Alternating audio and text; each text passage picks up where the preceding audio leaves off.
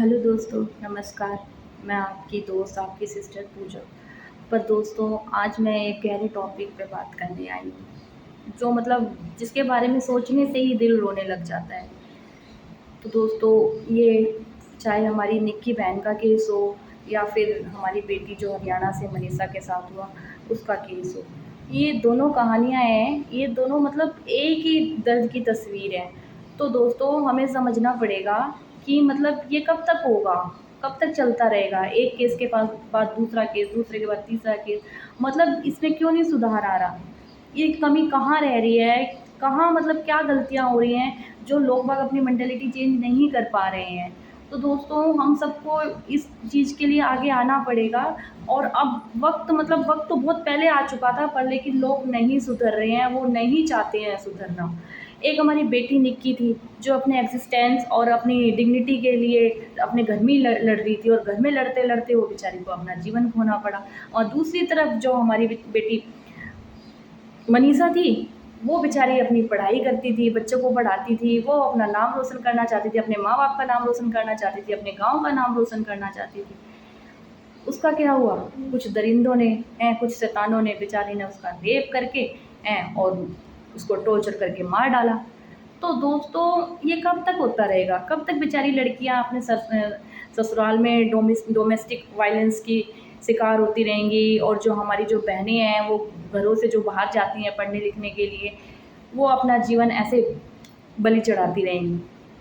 तो दोस्तों, सुरक्षित एक अपने घर में ही अपनी अपनी एग्जिस्टेंस के लिए लड़ते लड़ते मर गई, और एक बेचारी बाहर अपना नाम कमाने के लिए वो मर गई। तो दोस्तों, कब तक चलेगा ये हैं? अब बेटी है, बेटी अपने घर में रहती है, अपने माँ शादी के बाद ससुराल में अगर उसके साथ कोई भी प्रताड़ना होती है, कोई वो प्रताड़ित की जाती है, अगर वो अपने घर में बताती है, तो बेचारे माँ बाप क्या करें, इतना पैसा लगा के उन्होंने उसकी शादी करी होती है। घर पे बोले तो घर वाले यही बोलते हैं, बेटा कोई बात नहीं, शुरुआत है, धीरे धीरे सब ठीक हो जाएगा, एडजस्ट कर ले, एडजस्ट कर ले, एडजस्ट कर ले। वो बेचारी एडजस्ट करते करते करते करते एक दिन उसे अपने जान से हाथ खोना पड़ता है। तो दोस्तों, मुझे ये बताइए कि ये कब तक होता रहेगा? क्या मतलब लड़की कब तक एडजस्टमेंट करेगी? उसका जीवन क्या इतना सस्ता है कि वो एडजस्ट करते करते करते करते अपनी जान से हाथ धो दे?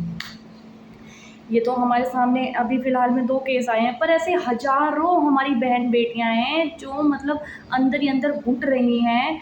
या तो उन्हें क्या, अगर आवाज़ उठाती हैं, कुछ आगे स्टेप लेती हैं, तो ये जो समाज के ठेकेदार हैं, उसी में ही कमी बता के उसी को ही बदचलन बता के मतलब उसी को ख़त्म कर देते हैं। वो बेचारी, या तो उसे अपने ससुराल से हाथ धोना पड़ता है, अपने पति से हाथ धोना पड़ता है, कईयों को तो अपने बच्चों से भी हाथ धोना पड़ता है, छोड़ना पड़ता है। भई अगर ज़्यादा सेल्फ रिस्पेक्ट की बात है तो जा, कर जो तुझे करना है। वो बेचारी घर से भी जाती है, हर जगह से जाती है। अगर ना करे तो वो बेचारी ससुराल में रह के टॉर्चर हो के उसे मतलब जिंदा लाश बन के रहना पड़ता है। तो दोनों तरफ से उस बेचारी का ना तो इधर है ना उधर है, करे तो करे क्या? और ये जो लोग हैं, वो अपनी मेंटालिटी चेंज नहीं करना चाहते।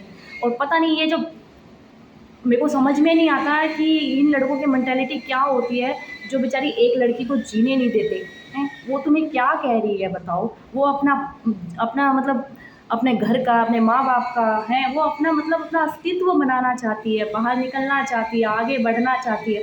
पर लेकिन जो ये गंदी विचारधारा के जो ये हैं आदमी होते हैं ना, और ये जो लोग होते हैं, वो उसको नहीं जीने देना चाहते, नहीं जीने देना चाहते।